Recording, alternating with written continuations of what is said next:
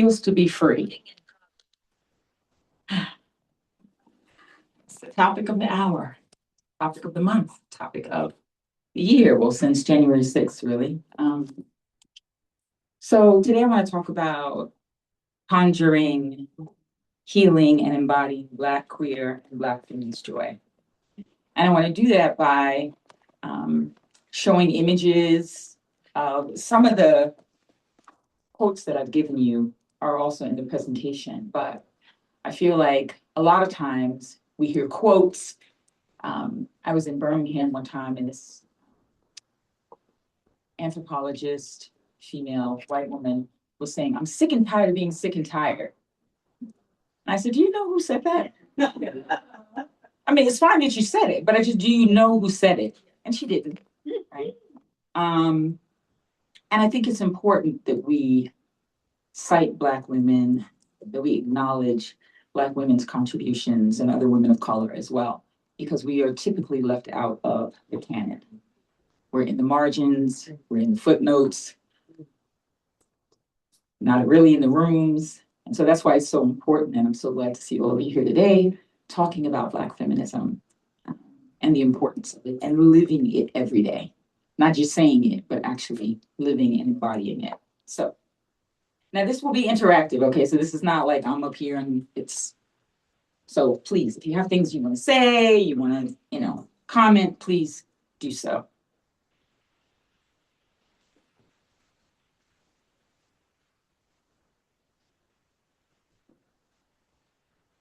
So as I said before, my organization is the Sankofa Project, and Sankofa means return and fetch it. And so a lot of the work that I do is rooted in history and going back to the ancestors and going back to critical time periods in history. I also have an organization called Forever. The acronym is In Violence, End Rape. Can you all hear me okay? In Violence, End Rape. And I focus on women who have been killed due to gendered violence. And sadly, that's keeps me busy. So I engage in difficult but necessary conversations and talk about things that I often tell people when I go to dinner parties. I talk about race, R-A-C-E, and rape, R-A-P-E. Those are the subjects that I focus on because people don't want to talk about it. We're living in this post-racial, everyone's like, "Oh, I don't see your color." No, see my color, please. Please see it, take hold. See all of our color, right? It's not what makes us different that is the issue. It's the inability to see the differences and celebrate the differences. That's what Audrey told us. So on this day with Sankofa, going back, right? April 4th, 1968, we had a horrible incident. Martin Luther King was assassinated, right? These are the pains of the past. But the joy is on April 4th, 1928, look who was born. Maya. And she tells us that we need joy as we need air. Can we say that together? Can we just collectively? We need joy as we need air. We need love as we need water. We need each other as we need the earth we share. That's a whole word, as they say in church. A whole word. And so with the Black Lavender Collective, this is a healing symposium, right? So the initiatives for today, build community, embodiment, we're going to reset, and we're going to focus on joy. But Toni K. Mabara says, "Are you sure you want to be well?" Because it's a lot. It's no trifling matter when you want to get healed. You got to look at your pain. You got to sort through it. Right? So are you sure you want to be healed? I would say we are. Yes? Yeah. So with the work on healing that I do ceremonies called remembrance. And I focus on people who are the famous and the forgotten, mostly the forgotten. I look at critical time periods in history that shape our history And then I go to sacred spaces that hold memory of what happened there. So this work leads me to people like Katherine Johnson, who was unknown. She was a hidden figure, right? Armstrong got to the moon. Well, who calculated that, Mr. Armstrong? A Black woman. Somehow that was left out of the history books. And then Nicole Hannah-Jones, 1619 Project. She launched her book at Fort Monroe. And I did a ceremony there with her to launch the 1619 Project there. And it was wonderful because she did it with the students at Hampton University. She did it with the students at Hampton University, the Scripps School of Journalism, which was really wonderful. To me. So yes, Nicole Hannah-Jones, 1619 Project. And she came out, did this great work, right? Pulled together all this work, and she's getting death threats. She's getting attacked because she is having people face the truths, the uncomfortable truths of this country. So as I said, I focused on the famous and the forgotten. And I always like to show the image of this man because he is the forgotten, right? I don't know his name. I don't know where he's from. What I do know is that he lived and someone loved him and he had a family. And this is where he wound up. This is where he wound up. Could you do anything? Can you turn that off? It keeps talking. Thank you. Thank you, Karen. Battery 30%. Battery 30%. Asada tells us that we have been infected with a sickness that is traced back to the auction blocks. And so in order to heal for those who were affected by enslavement, we got to go back there, back to the auction blocks. And so through remembrance, we do a ceremony at Fort Monroe annually. 2016 is our 15th year. We come out and we honor those Africans who walked on board the enslavement ships, but never walked off. The ones who died on the Middle Passage, the ones who were at the bottom of the enslavement ships for months at a time, and then were thrown into the Atlantic Ocean, sometimes healthy, but thrown because they were running out of food on the ship, they were running out of water, and so they disposed of Black bodies. Necropolitics, right? Politicized who gets to live and who dies. So remembrance, as I said, we honor those ancestors who are the forgotten. I say they're the Africans that the world forgot. Baldwin reminds us, right, that America, he loves it. He says more than any other country. I wouldn't use that. However, but he says that he needs to criticize her perpetually, right? And we're at a time right now where we really need to look at what is happening in this country, right? And abroad, what America is getting involved in across the water. We need to be honest about the Native American genocide and the Trail of Tears and children in cages and also Japanese internment camps. A lot of times people think internment camps only happened abroad. No, they happen right here in this country. Sojourner reminds us that we must tell the truth. I put Sojourner in here because, it's an interesting thing with feminism, right? So who claims it? Did these women claim feminism? Was feminism even a word? No, right? But were there actions in the movement and in the direction of feminism? Did they fight for women? Yes. So my book, I would consider her a feminist.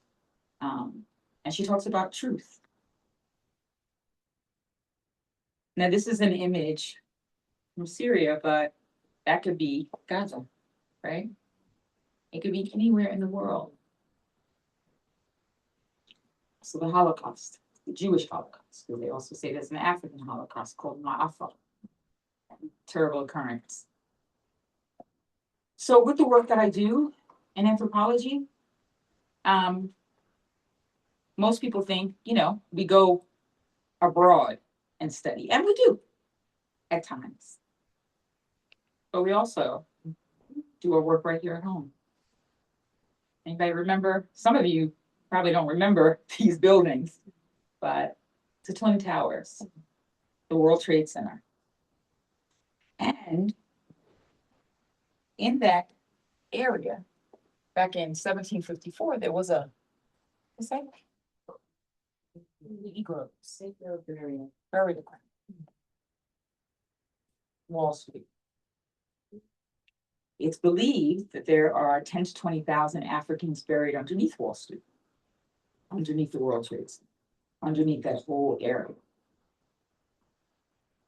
In colonial New York, this was the only time Africans had freedom. We're talking about freedom, how it feels to be free. The only time Africans in colonial New York were allowed to be free or have a bit of freedom was when they were burying their dead, because those who were enslaving them were not going to take the time to bury them.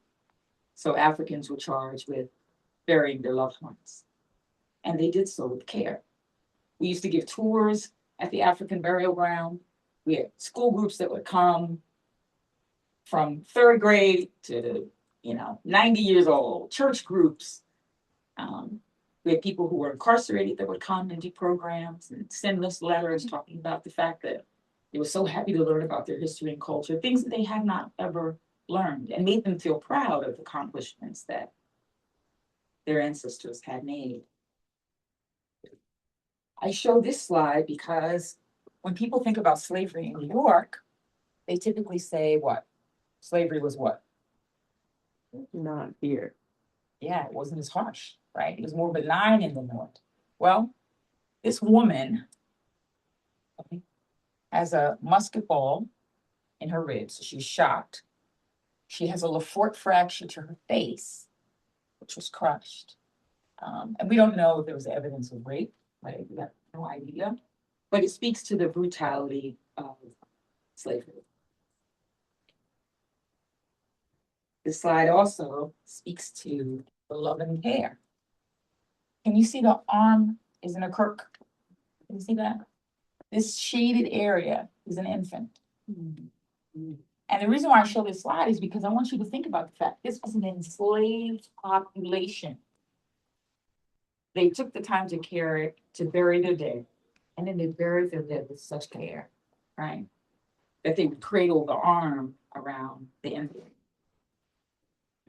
There were many denials about what Africans brought with us to this country. Robert Parks said that when the Negro landed in the United States, he left everything behind. All he brought was his tropical temperament. Well, we brought quite a few things. We brought waste beads. And this is a carry shop. So it's evidence of culture. We didn't lose everything on that ship. Also, dental modification. This is actually Odobinga, who was in the Bronx Zoo, housed with the primates, put on display with monkeys, an actual human being. And he was also in the St. Louis Fair. He wound up committing suicide because he was just overwhelmed by his new life. And so I began conjuring this whole ancestral thing back in 1996 at the African burial ground. That's where we first started doing ceremony, walking on the ground, and we had a Khan priest that would come and pray and apologize for their participation in slavery.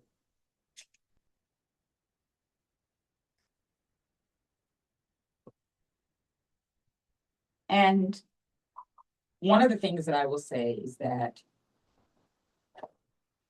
I love this quote by Shirley, because growing up for me, the whole notion of being a girl, don't laugh, I'm a cotillion with my dad, but this was my life. It was Black respectability. It was upper middle class. It was, we don't talk about Africa. We're from the United States. It was church. It was all the things.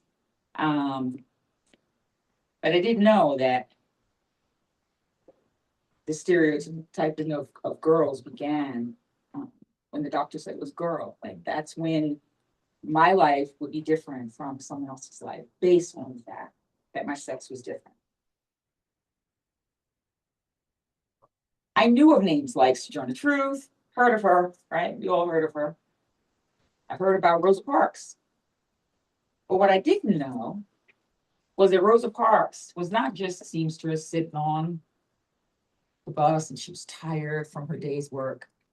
She actually was hired by the NAACP to go to the South to investigate the gang rapes of Black women by white men. Nobody told me that part. So I think there's a very different story when you hear that someone's a seamstress and she's tired when she's down south investigating rape. So Chimamanda, whom I love, says that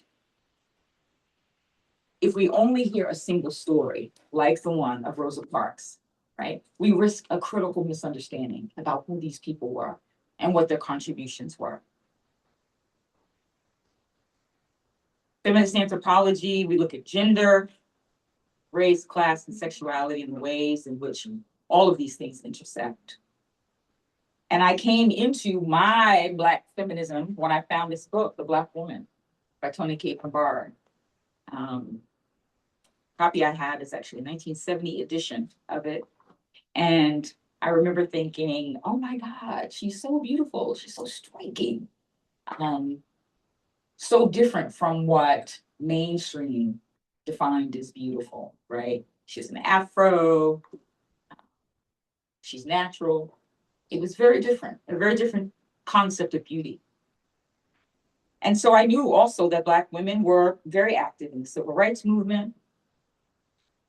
But what I realized is that Black women were not safe, and have not been safe for a very long time, as well as other women of color. Generally, women have not been safe, okay? But Black women in particular, certain kind of safety that eludes us. And Ruth Benedict says the purpose of anthropology is to make the world safe for human difference. But what happens when your difference is you're Black and you're female? So the Combahee, right? You all are familiar with Combahee. They said that Black women are inherently valuable. And when I first read that, I was blown away because I'd never heard someone put Black, female. It was always pick one or the other. Either Black, focus on race, or pick your sex. You couldn't merge the two. Intersectionality wasn't a thing. And so Black women have been visible in these marches. Gloria Richardson, who is my shiro. Again, I don't know if she identified as a feminist, but I wanted to put some women in here of names, maybe that you don't know, maybe you do know them, but who clearly were standing up and against white supremacy. I mean, look in her eyes. It's chilling. And so Shirley reminds us that anti-Black, anti-female is anti-human. It is anti-human, especially because we know that the first remains were found in Hagar, Ethiopia, which means that the first human was a Black woman. So how you can be anti-human if the first human was a Black woman?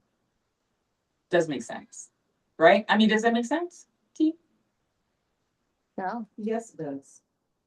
Yeah, because that sickness. That can be traced back, right? And you know, and you know what? And the thing is about the sickness, Toni Morrison talks about this, that the sickness did not only infect Black people, right? Because it gave other people superiority complexes, right? It had other people thinking that they were better than we were. So it ruined a lot of people, but not permanently, right? Because you can have a wound and you can heal from that. So when we talk about the differences as far as Black women, I wanted to point out Mary Turner. Are you all familiar with Mary Turner? No. Mary Turner was killed. And I have her here with Sandra Bland because hundreds of years, right, have passed between these deaths, but they were killed for speaking out. They were killed for using their voices. They were killed for giving power to their ideas. Mary Turner spoke out against her husband being lynched, and so then she was killed and her fetus was cut from the womb. So that happened in Georgia. But this notion of say her name, right, that we have to say Black women's names because these names are left out of the stories. So you all know the 4 waves of feminism. I don't have to go through that, but the important part is that the waves of feminism did not include women of color. And that was why it was necessary for Black women to step aside and say, we want to focus on us, as well as Latino women, as well as Asian women. Women who are of different or other, right, need to step aside and say, okay, I want to focus on my culture right now. And it's important to do that. For a Black feminist future, Alice Walker says that it should look like the future you're dreaming about. So what is it, beloveds, that you dream about with regards to a Black feminist future? How does that look to you? How do you embody that? Well, one of the ways that we do, and we try to do, when we think about Black feminism in the everyday, is about being visible, is it not? Yes. I think about Black feminist futurity in terms of neutrality, something that we don't have to advocate for, we don't have to protect, we don't have to empower, it just is, which seems like a dream now. I feel like we're always playing defense, when we could just be playing, you know? Right. No, it's true. But I mean, I think it's, and what do you all think about that? About protecting or the future being something that we just claim and we don't have to. Any thoughts on that? I don't think of time as linear. Okay. So when I think of futurity, it's also something that I experience as intertwined with the now and what we call the past. And then the only other thing I'd say is when I think of like the futurity of the freedom I've craved, it's not bound here. It's not earthbound. Okay. It's not. So there's a mystery and an unknown that thrills me about the possibilities of freedom. Yeah. Right. The possibilities. Yeah. And I was thinking as you were saying it, I was like, possibilities. That's exactly it. Yeah. Thank you both. And so part of this is about being visible, right? And so here we have Sylvia Rivera, who was instrumental in Stonewall, saying that we should not be ashamed of who we are. So that's one way we bring Black feminism into that today. We are visible. You know, I will say this. I did a film festival a couple of years ago. I was interviewing a Black lesbian filmmaker. And she did a film about a Black lesbian elder. And I sent her the questions before and I asked her, one of the questions was about her feminism, and she could talk about that. And I was really surprised. And she said she didn't want to talk about it. She didn't want to touch it. And I thought that was so interesting. Black, lesbian, she loves women. What's going on? You don't want to talk about feminism. It was perplexing to me. Then I realized it's not synonymous. I mean, you can be Black, lesbian, non-feminist. You can be Black, lesbian, feminist. You can be Black, cis, feminist. You can be, you know what I mean? It's not a cookie cutter designation for people. And it is about choice, right? So you can choose not to be, if that's what you choose. But being visible. Also being willing to pivot. Wangari Maathai, woman in Kenya who planted all these trees and brought resources and money into the community for women in particular. So she's saying, get to a new level of consciousness and being willing to pivot. Chimamanda is saying, defy limitations, right? Never accept just because you are a woman as a reason for doing or not doing anything. And seek joy. Our Dr. Roy talks about being loved, to love and be loved, and to never forget your own insignificance. Never get used to the unspeakable violence and vulgar disparity of life around you. To seek joy in the saddest places, and to pursue beauty in its lair.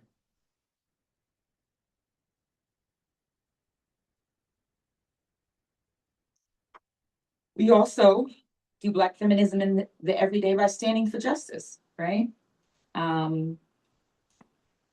This artist rejected being, turned down being at the Smithsonian because they rejected her piece, Transforming Liberty, because it was about a trans woman. And so she said, okay, no, thank you. So it's about standing for justice. It's about making those difficult decisions. What side of history are you going to stand on?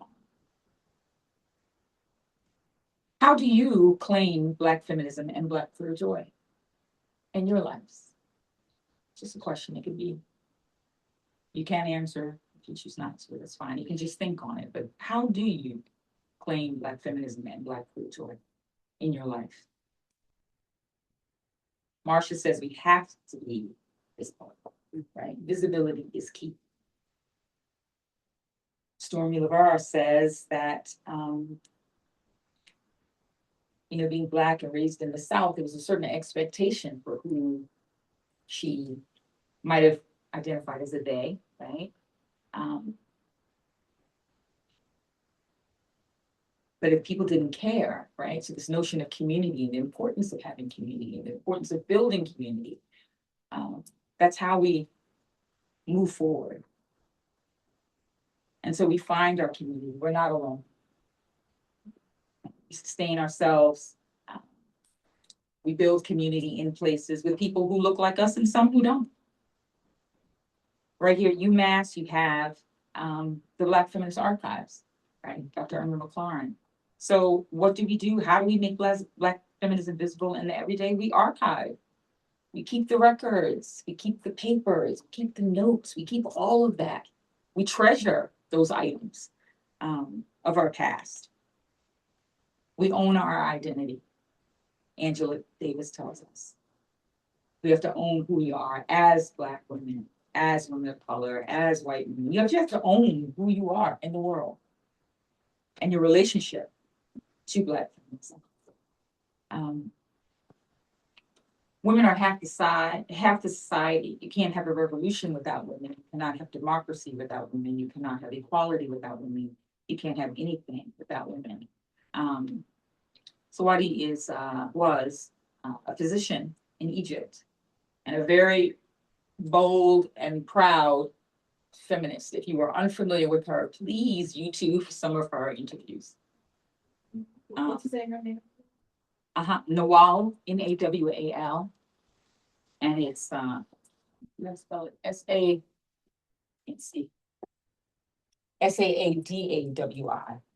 double A, Saadawi.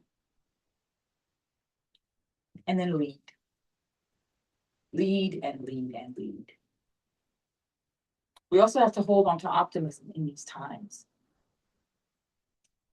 Miriam Makeba tells us that there are three things that she was born with in this world and that she will have until the day that she dies. It's hope, determination, and song. And in times like now, where we are dealing with erasure, we're dealing with all these issues at these institutions with regards to what we can teach, what gets funded, what doesn't get funded. Will programs have a future? Will gender and queer programs have a future in these institutions?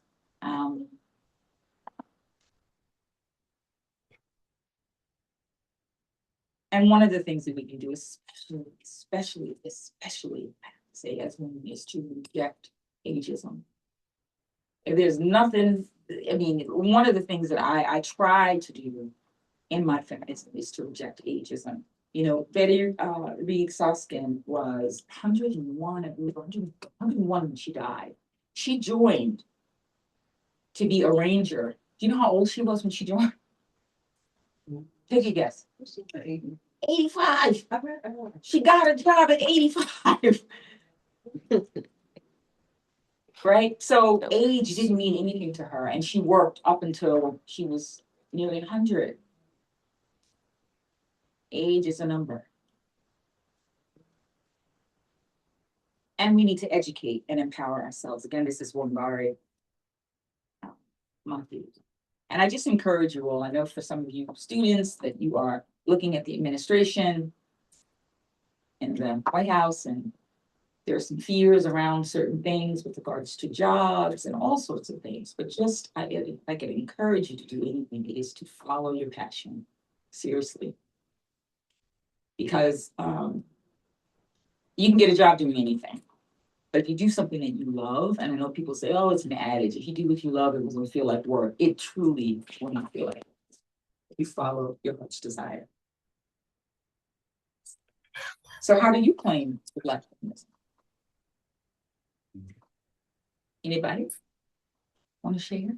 I know you haven't had lunch yet, but it's coming, I promise. So how do you claim it? Anybody? Well, I think community and the practice of like domestic experience has been crucial to the state of claiming Black feminism, to be quite honest. And sometimes hard to live out here in Western Massachusetts communities. Yeah. Talking with colleagues and friends about what it means to really cultivate culture and, you know, just create common spaces where you can really thrive, be well, have pleasure, joy, and all that. So I think that's one way of claiming in the everyday life context that is not necessarily connected to institutions, but for the info that we don't know. In that vein, as a Black woman in America, and especially in this time, I feel it's important as a feminist not only to project Black power, but to project equal power. When I claim my Black feminism, I'm also claiming my Native American feminism. I'm also claiming my Asian American feminism. I'm also claiming my Hispanic American feminism. I'm claiming all the cultures that surround me, you know, been part of my history, and that have helped support me over the years, especially now, helping to support them as publicly as I can, so that the world recognizes that not only am I still here, we're all. Absolutely. Absolutely. That's powerful. I mean, that's solidarity, right? We're stronger together than we are apart. So, feminism and hip hop. Yes, that's me. Don't laugh. But, and I know salt is on, you know, the hot coals right now, but you know, this was back in the 80s, just so. But back in the day, salt was cool back in the day. And so I'm a hip hop head. I grew up in the Bronx. And you know, at the dawn of hip hop. I mean, and I put that in there to show you how serious I am about hip hop. But as a feminist and as a Black feminist, do you feel my struggle? Right? Because how long are we gonna say, but it's the beat, right? When the lyrics are so degrading. And so the gentleman in the back, I don't know if he's still here, but he got this quote, which was by Roxane Gay, where she says, I would rather be a bad feminist than no feminist at all. And she talks about loving hip hop, loving the rap, and it's not only rap that has misogynist, you know, lyrics, but she talks about that balancing act of trying to figure out how do I remain true to my feminism while I'm listening to something that is degrading to women, right? How do we do that? The both and. And we have to relinquish shame. And since you were talking about that, about claiming all the other parts of who you are and the Native and the Asian, right?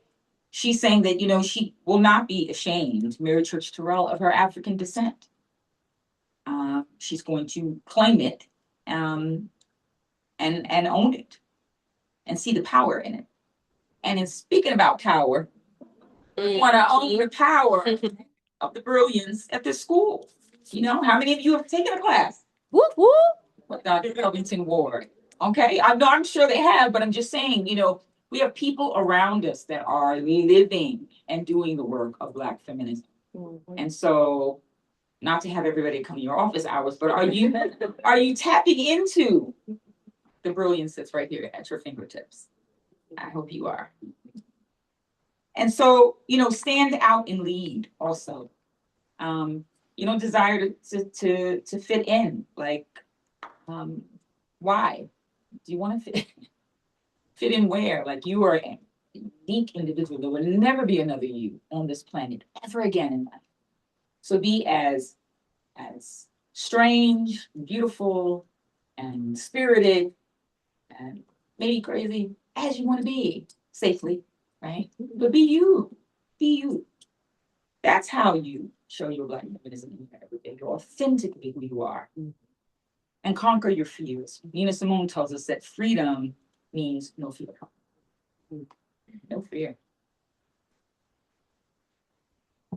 And also demanding your equality. She says, you don't have to live next to me. I saw a clip with her the other day. I was watching an interview, and she said, she did not believe in nonviolence. She said it was probably a good thing that she did not have firearms, like, because she would have been a very different person. She wouldn't have been the same. She would have, because she was so enraged by what she was experiencing as a Black woman in this country. And then feminist up your language. And what I mean by that is when you're in spaces and places and people are saying things like, oh yeah, the guy was wearing a wife beater. What? He's wearing what? Oh, you mean the white shirt with the red? Don't call it that. I know, I'm sure you all don't, but when you're around people and they're saying things like that, we've got to start calling people out for the things that they're saying, the language that they're choosing. And I put Pauline Murray up, one, because I love her, but also because, when they were talking about Jim Crow, she introduced Jane Crow. So it's something for you to think about when you're talking about Jim Crow. Mention and Jane, because she mentioned Jane Crow to speak to the specific issues affecting Black women that were not being discussed. So yeah, feminist up your language. And then the power of the collective, right? That's what we're doing here today. Black Lavender Collective. And if you don't know Brittany Cooper, please know her. She talks about the fury of Black women. She wrote a book called Eloquent Rage. And I think a lot of times people talk about, oh, you don't want to be the angry Black woman. Oh yeah, you should be. Oh yeah, absolutely. Not all the time, but you have a right to own your anger. Like, why are we throwing away emotion? We throw away anger. You can have your anger, harness it for good, do something with it, right? I mean, do you think you should throw away your anger? Or maybe hold it and shape it into something beautiful. That could happen as well. I'm not advocating you be angry, okay? So don't walk away saying, she told us to be angry. I'm not saying that. I'm just saying I think we should own all of our emotions. I think it's important to do that. And then we want to call out racism as people who say that we love and we want to live Black feminism. Call it out. And Mary Church Terrell talks about white women.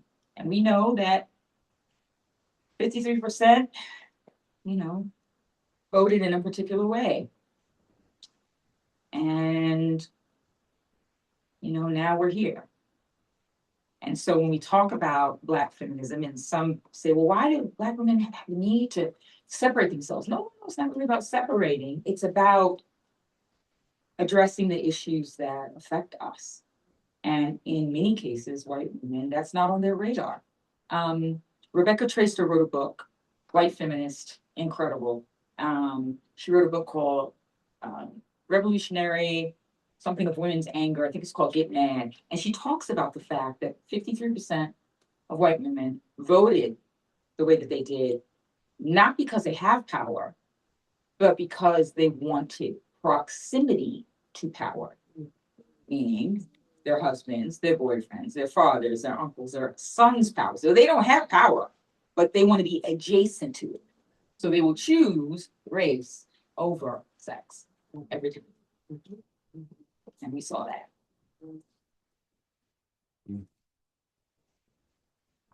And Fannie Lou Hamer,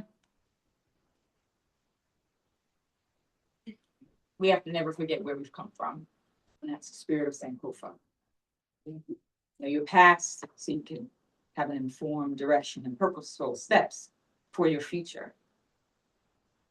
And be an innovator, misogynoir.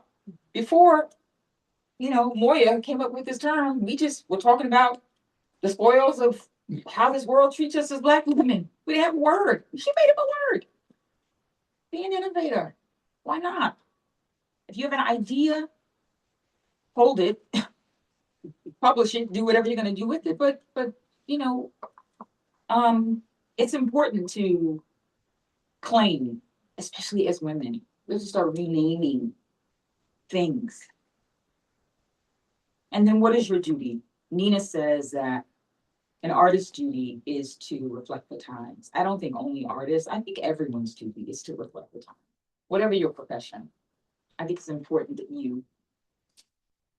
I don't know how you could live in this current situation and not acknowledge, talk about what is happening in Sudan, what's happening in Gaza, what's happening in Iran with the girls that were how do you not talk about that, right?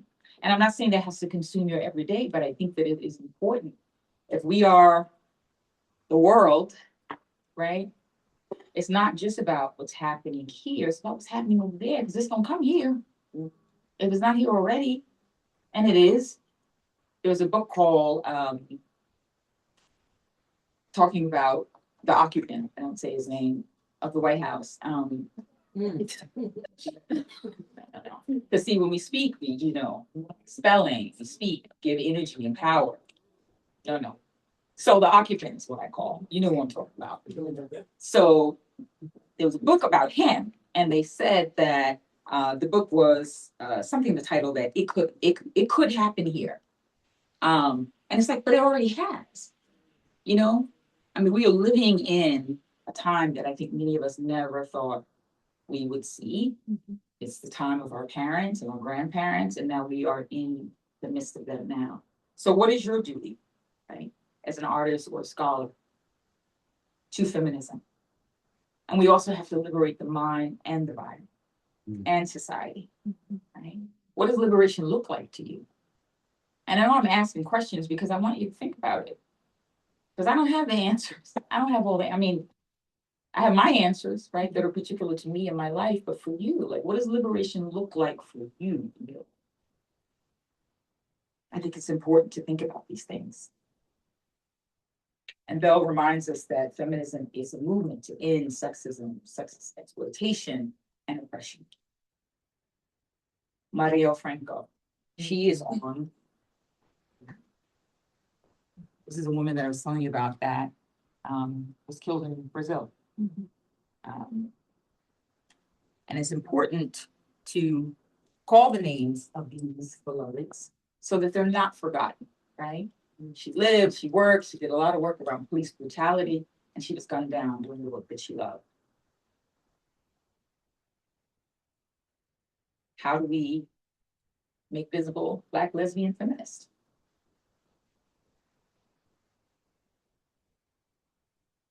We claim the sum of our parts. And that means, walking into a room, being completely and totally who you are all the time.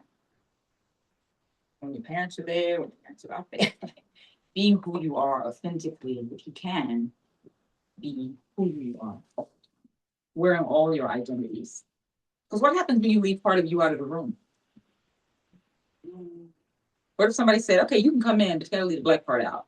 You gotta leave the lesbian out. You can't talk about your husband because we don't talk about men in this space. Like, how do you navigate a space where you can't come in whole as who you are? Okay, this is a clip I saw online, and I had to show you because I'm not a fan of Miley. I need to make that point. But you at their table, just bring one of your own. And it's even better when you put pictures of yourself all over it okay, at their table. it's not Just saying bring one she's of your talking own. about. And it's even Chair. So she's at her concert and she's talking about bringing a chair. When you come to a table and there's no chair, bring your own, right? Which I think is very interesting. pictures of yourself all over it. I think that's very interesting because Someone doesn't. she didn't give credit. Ooh. Those aren't her words. Cite Black women. If you're gonna use our words, Period. this is why we're not in the canon. Because we say great things and then it just goes away. Right? So she's at a concert. She could have really shown her allyship as her, right? And said, you know what? Shirley Chisholm said that, blah, blah, blah, blah, blah. She could have had 2 seconds, it would have given. She would have educated people about who Shirley Chisholm was, but she didn't. And she may not have known. I'm not harping on the fact that she may not have known, but this is what I mean about taking words. Enough has been taken from Black women. So, like, cite us. We say brilliant things. And this sister did. She created, right, this whole movement. Kristen Smith, cite Black women for that reason. So if we're going to conjure Black feminist and Black queer joy in the everyday, what does that look like for you? How will you do that? How will you walk in spaces and create joy for yourself, even in the midst of the difficulty, even in the midst of the administration, even in the midst of all the things that are happening? How will you create joy for yourself? Part of it is, as you were saying before, make feminism global. I mean, you know, if you're here on this campus and you feel like there are not people here that are supportive, which I hope there are some, get online. I have some South African feminists that are, they're on fire, you know, or women in France who are out marching, topless with stuff. I mean, you see them online, right? Connect with them. Connect with them. We don't have to let the water between us be spaces that we can't cross. We can swim. We can reach across the table and shake hands at people that don't look like us, but who mean us good. And be enraged. I'm about owning anger. I don't think we're mad enough. I don't. I'm still mad about the girls with Boko Haram that were taken and then came back. Schoolgirls came back pregnant, many of them. They were raped. You know, but these things happen and then we don't talk about them and then they go away. So be enraged about injustice. It's your duty as a sentient being to care.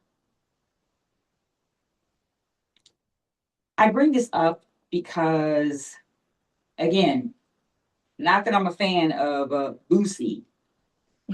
However, he went to the movies, he saw the color purple, and he was very disturbed by the fact that there was a lesbian scene. The reason why I bring this up is because he has a following. He's in the public. He has influence. And so we need to do what we need to do to call out people who are speaking in this way. Call them to the carpet for being homophobic. I mean, clearly he never read the whole book. The movie was nothing compared to the book. And, you know, Black Lives Matter was founded by 3 queer women. A lot of people don't know that. But it was. But can they talk about being Black and queer? Can they talk about being feminist? Or is that, you know, they can't talk about that because this is Pan-African. We can't talk about them in that space. Again, Brittany Cooper, you know, YouTube, some of her work, she is brilliant. She says Black feminism didn't fit neatly with the historical trajectory of waves, meaning the waves of feminism. And so we had to create our own space, our own lane. And the reason why we need Black feminism and the reason why we need to make Black feminism visible is because of this. When I saw this Person of the Year, I was enraged. Enraged. Why do you think I was enraged?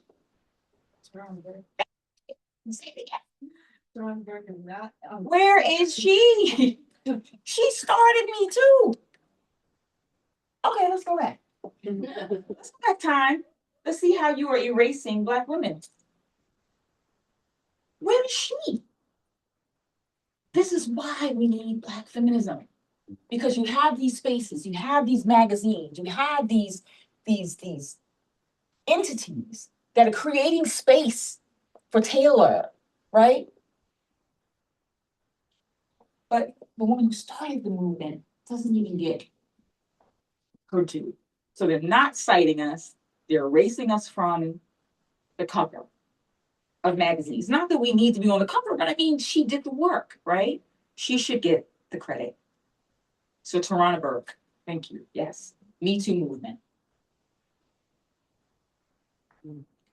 And that's misogynoir. Specific treatment, maltreatment of a human being because she's Black, because she's female.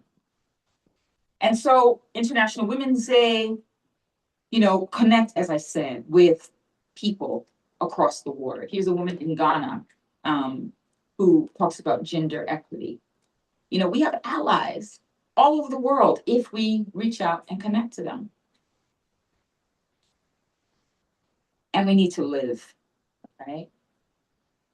How are we gonna be Black feminists living in the everyday if we don't have our lives, like our actual physical lives? And that's why Black feminism is important, because she's saying, Margaret Cho, whom I love, she says to be a feminist is to be alive. Well, not for everybody. Right? Brianna was laying in her bed. Mario Franco was in Brazil, coming back from an event where she was talking about police brutality. Eleanor Bumpers was sitting outside of her building, right?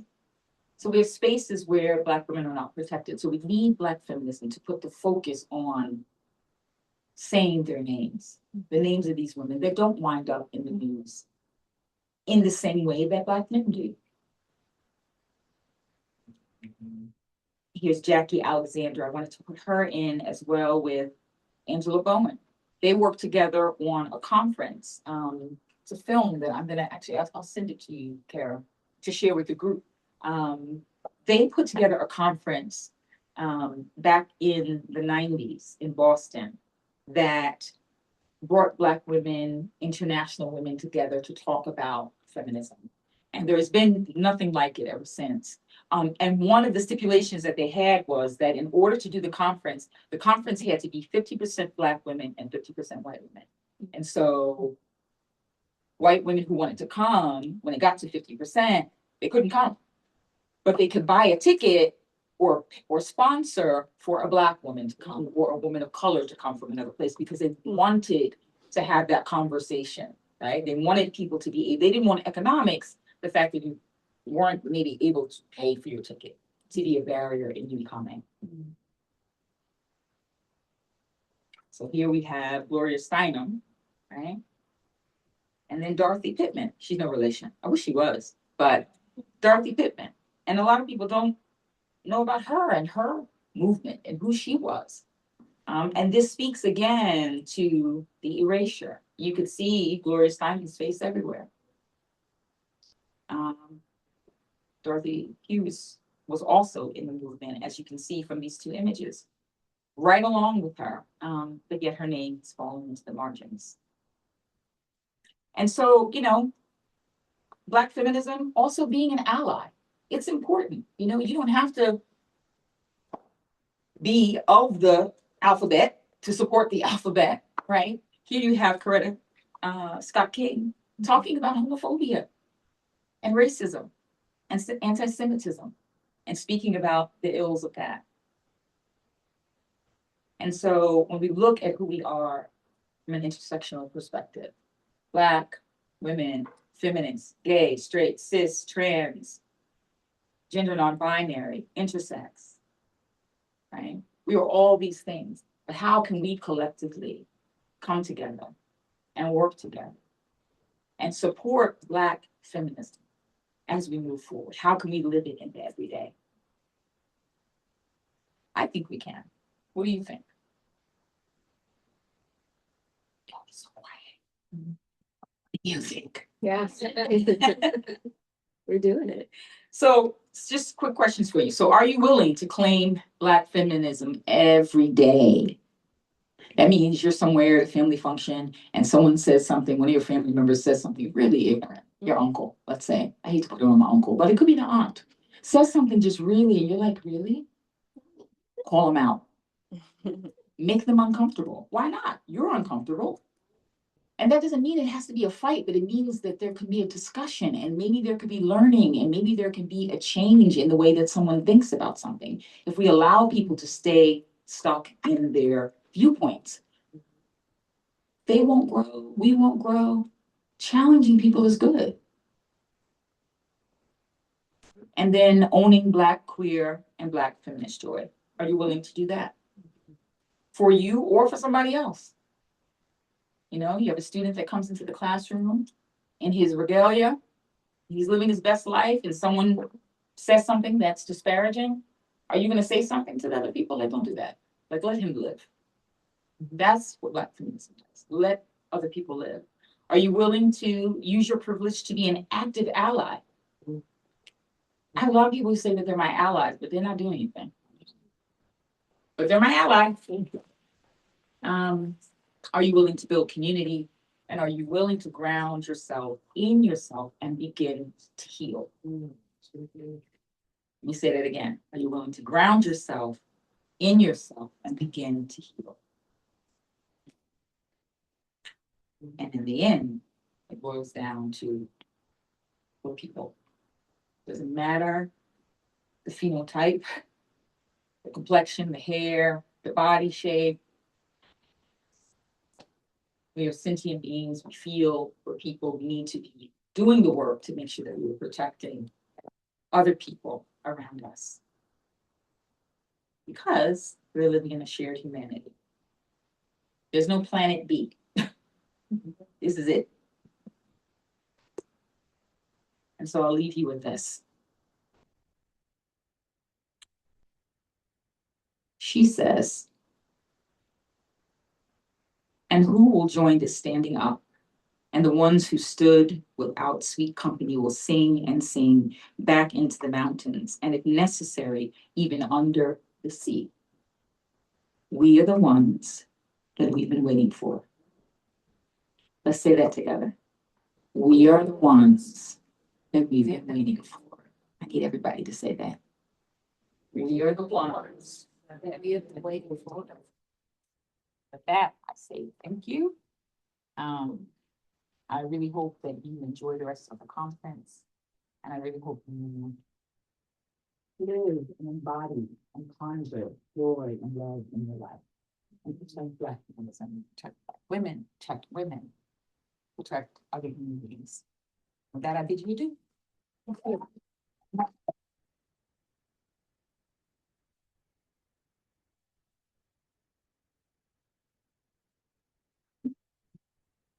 I believe that deserves a standing ovation. Why y'all sitting down?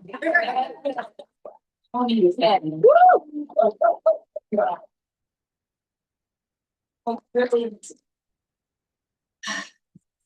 I'm a little bit almost emotional. Just seeing how many people are in this room. Um, I'm touched by what you said. I'm touched by everybody's presence and spirit in this room. I know we're a little bit over time. I apologize for that, but also you're here for a reason. And thank you for choosing to be here with me. So we will break for lunch. We can delay we can give ourselves a 45-minute lunch.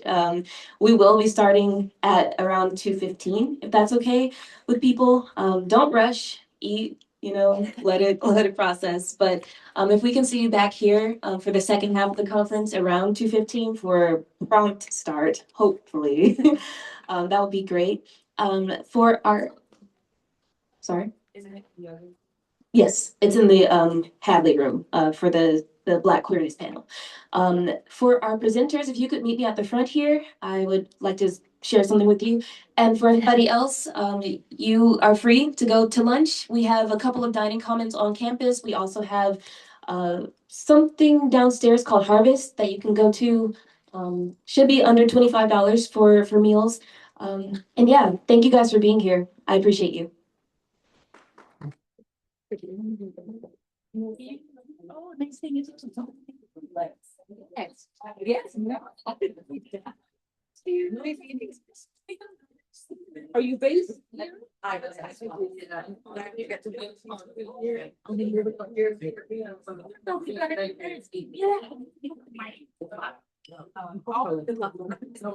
So here are my information. Yes, and you see all the say, oh, it's not just an expert. Oh, really? Hey, it brooms. You how I didn't know. I didn't. Okay, okay. I always ask because. Yes. Yeah, yeah.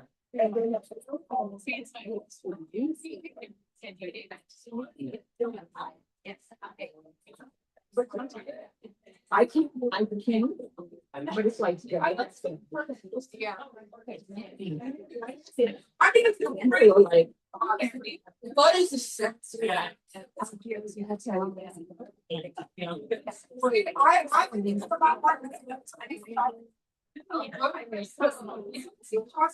Yeah.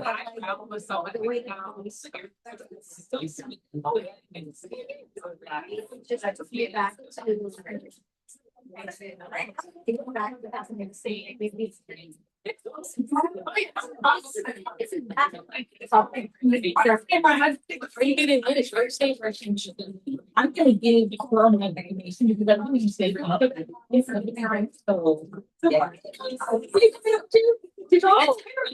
I was just asking about. Okay, okay, okay. I'll talk to you later about the altar.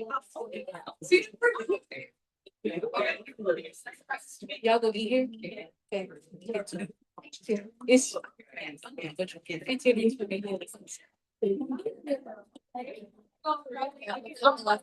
No, she's not gonna say.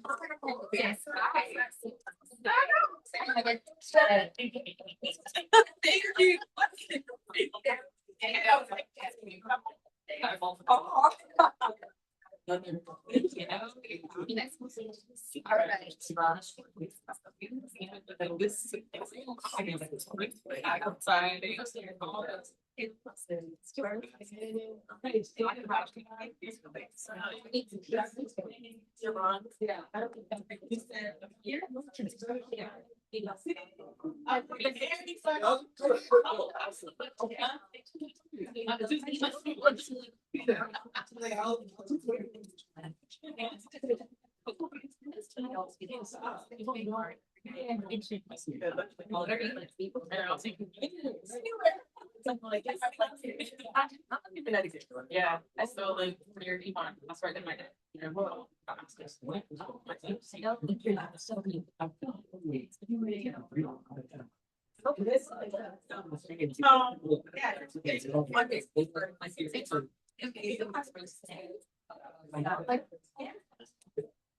I think it might seem like it's going, or I see like the word nice, but everyone else is going right. Yes, that would be great. I think it's like build the schedule, like, oh, we know. I look for the vibes and the.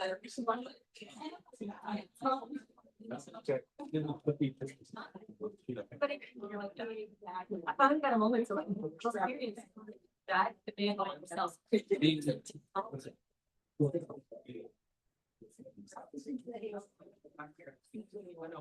Yeah, it says. Yeah. And you are only on. It's not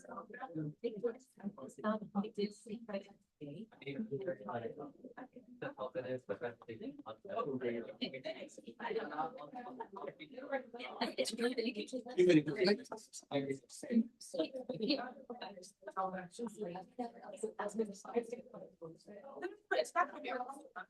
Yeah. Yeah. You be in charge.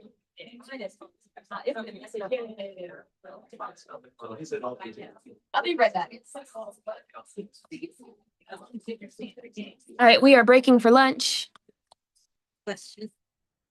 Hey, Are the purpose conferencing signal finding out, are those only for the presenters or for guests? we can get you one too. One second.